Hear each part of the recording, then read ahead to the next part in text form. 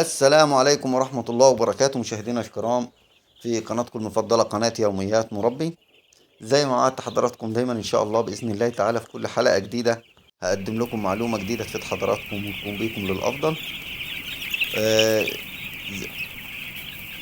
زي ما اتكلمنا أو زي ما وعدتكم قبل كده إن احنا دايما هنتكلم في أهم حاجة أو أكتر الحاجات اللي تتعلم بيها أو تحقق بيها أكبر نتائج أو أكبر مكاسب من تربية الفراخ. ان انت تكون دايما بتتبع الطرق او الاساليب الحديثه في التربيه او الانظمه الحديثه علشان تكون مربي ناجح، عشان تقدر تكسب منها ان شاء الله باذن الله تعالى، عشان تحقق اعلى الاوزان، تحقق اقل التكاليف، تحقق اعلى المكاسب، زي ما بنقول تحقق اعلى الاوزان، تحقق اعلى توفير، تحقق اعلى معامل تحويل تقدر توفر علف، تقدر تطلع بفرخة صحية، تقدر تقلل النافق بتاعك، تقدر ان شاء الله ربنا يرزقك ما يكونش عندك صرف. احنا اتكلمنا قبل كده عن برنامج التصويم وشرحناه بالتفصيل.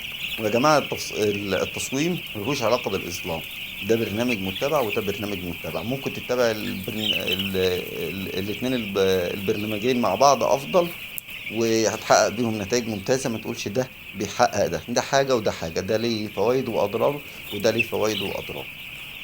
وإن شاء الله بإذن الله الاتنين ملهمش أي أضرار ومعاك نتائج كويسة. النهاردة بقى هنتكلم عن الإظلام ونشرحه بالتفصيل. الإظلام يا جماعة في تربية الفراخ، احنا بنلاحظ بس إن ناس كتير أوي أو مربيين كتير أوي بيعتقد إن الإضاءة المستمرة في على مدار الدورة في الفراخ ان كده بيحقق اكتر نتائج. ليه؟ بيعتقد ان الفراخ هتاكل اكتر، طول ما الاضاءه شغاله الفراخ هتاكل اكتر وهتحول اكتر. الكلام ده م- نسبيا نصه صح ونصه غلط. بمعنى ايه؟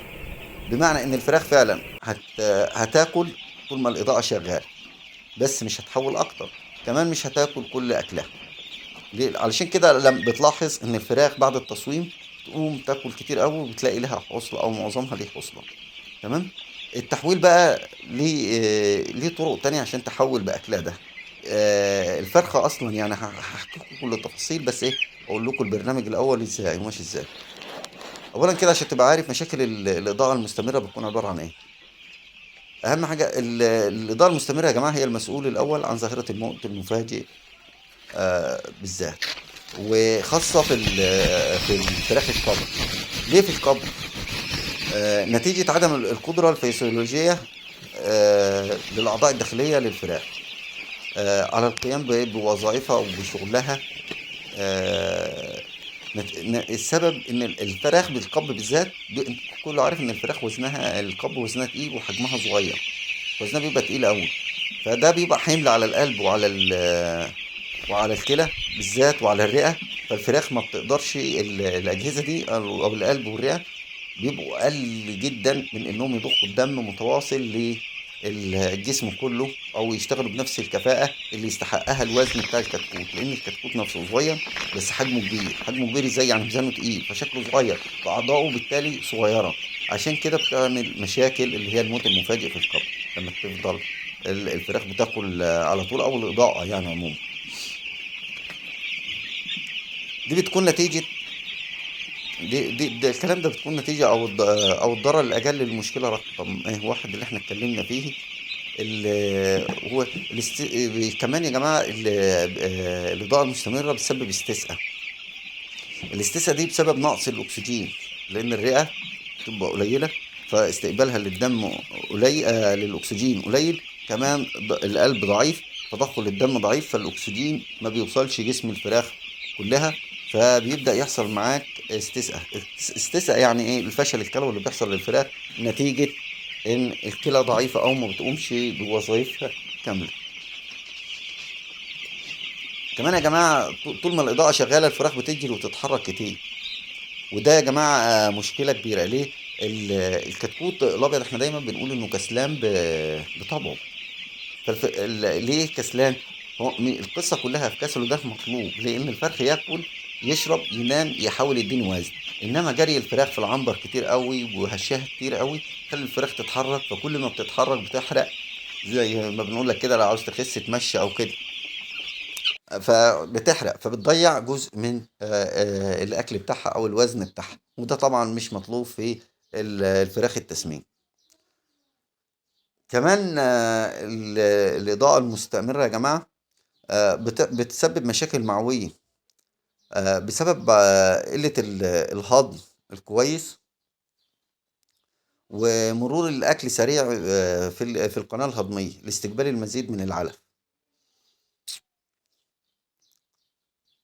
بسبب إن إيه طبعا طول ما الإضاءة مستمرة والعلف مستمر قدامه فالفرخ بياكل على طول باستمرار، فالأكل بيمر في الأمعاء باستمرار، فبتحصل إيه إن الفراخ ما بتهضمش كويس. طبعا النقطة دي يا جماعة بتخليك تتجنن وتقول في دماغك كده أو تفكر، تقول علف مش مهضوم يعني كوليستيريديا، وتبدأ تنزل علاجات للكوليستيريديا والإسهالات والحوارات دي كلها. والقصة مش كده خالص، القصة كلها إن أنت بتبقى بس طبعا في فرق بين الالتهابات المعوية ال- اللي احنا بنقول عليها كمان الإخراج اللي بنقول عليه فيه عسر هضم، عن اللي احنا بنقوله. يعني دي حاجة ودي حاجة ودي حاجة، وكل حاجة ولها ايه نظامها. بس في الطرق دي لما بتشوف، لما تبقى معالج وبتشوف الحمام نازل في علف، اعرف ان انت على طول بشغل الاضاءة مستمرة، فبتحتاج تعمل برنامج الاظلام عشان بس تبقى فاصل بين ده كله. كمان بقى ده بيسبب لك بقى، بيدخلك بقى في كوكسيديا بسبب رطوبة الفرشة، وترجع بقى في أمراض تنفسية بسبب رطوبة الفرشة والقصة دي كلها يعني. فمش هنتكلم فيها كتير عشان اتكلمنا فيها قبل كده، أو هنتكلم فيها كمان أكتر قبل كده. كل ده سمع يا جماعة بيبقى بسبب تخيل، تخيل إن السبب في ده كله هو الإضاءة المستمرة اللي أنت بتتعرض لها. تخيل بقى كل اللي اتكلمنا فيه ده وانت معتقد ان الإضاءة المستمرة هتديك وزن أكبر، هتديك نمو أسرع والكلام ده كله بعد اللي قلناه.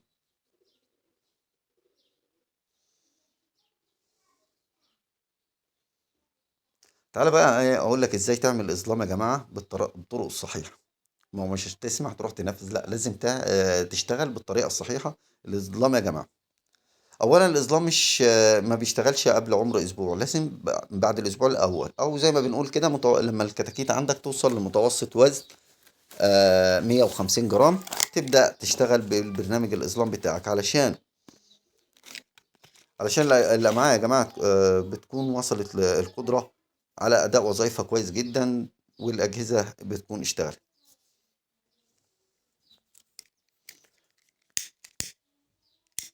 المهم يا جماعة، لما بنعمل الإظلام ده أهم حاجة بنعمله في فترة الليل أو فترة الليل، يعني المغرب، نص الليل، الفجر، حدد وقت تعمل فيه. المهم يكون بالليل عشان يكون في ظلام دامس او الدنيا ضلمه خالص، فالفراخ ما تتحركش ولا تقوم تاكل ولا تشرب. وخلي بالك لو عندك خطوط نبل يا جماعه اقفل او السقايات، يعني عموما الفراخ بتخبط فيها، الافضل ان انت تقفل المحابس بتاعتك قبل ما تطفي بربع ساعه، علشان ما تعملش معاك في الفتره اللي تعملها اظلام ساعه او اتنين او تلاته لما توصل لهم، ما العنبر بتاعك الفرشه ما تغرقش لو في اي سيحان او كده، او نبل بينقط او سقايه بتنقط او الكلام ده كله. مع الوقت هتعمل معاك غرقه كبيره او غريقه كبيره او هتبهدل لك الدنيا. فالافضل ان انت قبلها بربع ساعه كده تقفل الميه بتاعتك قبل ما تعمل الاظلام، وعلى الفراخ ما تشرب اي ميه موجوده تيجي ايه، تيجي طفي النور بتاعك ان شاء الله باذن الله.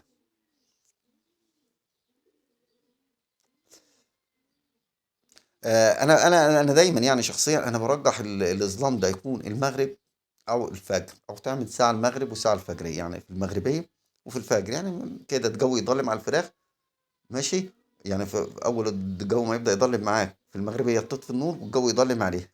اولا دي لها ميزتين، اولا الفراخ تحس ان في حاجه اسمها ليل وحاجه نهار، والفرق بينهم. وكذلك الفجر ساعه النهار او تطفي وتخلي النهار النور الطبيعي يشقشق على فراخك كده ويطلع عليه.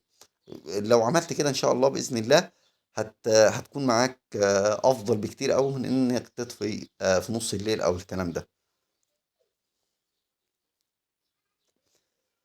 الإصدام زي ما قلنا يا جماعة تبدأ بيه ساعة، بعد كده كل يومين ثلاثة زود ربع ساعة نص ساعة وانت ماشي لحد ما يوصل معاك على ال6 ساعات، سواء بقى تعملهم على بعض او متفرقين قلنا يبقى المغرب والفجر، يعني تدي ساعة المغرب وساعة الفجر، او لما تزود ربع وربع كده يعني، او تبدأ تمشي بيهم او تمشي بيهم المغرب او الفجر عادي مفيش اي مشكلة. انا ما برشحش طبعا، في ناس بتعمل الاظلام بالليل تدي 3 ساعات اضاءة وتعمل اظلام ساعة، وده انا ما بحبوش. انا بحب الاظلام يكون مرة واحدة المغرب، أو على الأقل مرتين، مرة المغرب ومرة الفجرية، ده بيفرق كتير قوي معاك في الفراخ. يا رب كده أكون وصلنا بيكم ل... للمعلومة كاملة، شرحنا لكم برنامج الإظلام كامل. لو في أي حاجة ناقصاك أو أي حاجة مش فاهمها ممكن حضرتك تبلغنا بيها أو تكتبها في الكومنت هرد عليك بيها. ويا رب إن شاء الله بإذن الله تكون وصلتكم المعلومات كاملة. بس في حاجة صغيرة قوي قبل ما نقفل الحلقة عاوز أقول لكم عليها. برنامج الإظلام بيكون اقتصادي جدا في حاجات كتير، وبيوفر عليك مشاكل أو علاج أو سبب ظهور معاك أمراض كتير قوي، من ضمنهم يا جماعة اختفاء ظاهرة الاستسقاء اللي بتحصل معاك دي في العنابر إن شاء الله خالص، تقليل الموت المفاجئ أو انقضاء على ظاهرة الموت المفاجئ، تقليل الرطوبة في الفرش. كمان إن شاء الله بإذن الله هتتجنب نهائي ظاهرة تفاوت الأوزان، هتتجنب نهائي أو مش هتشوف خالص موضوع تأخر الوزن أو قلة سحب العلف. هتاخد إن شاء الله بإذن الله حيوية ومناعة ومقاومة للأمراض والفيروسات بطريقة رهيبة إن شاء الله بإذن الله تعالى. يا رب أكون فدت حضراتكم، يا رب تكون كل المعلومات وصلتكم. أنا منتظر منكم إن شاء الله بإذن الله المشاهدات، تقدر توصل الحلقات لأكبر عدد من المربيين، وإن شاء الله بإذن الله دعواتكم معانا كده ربنا يرزقنا ويرزقكم الخير دايما يا رب. وبكده أقدر أقول لحضراتكم السلام عليكم ورحمة الله وبركاته.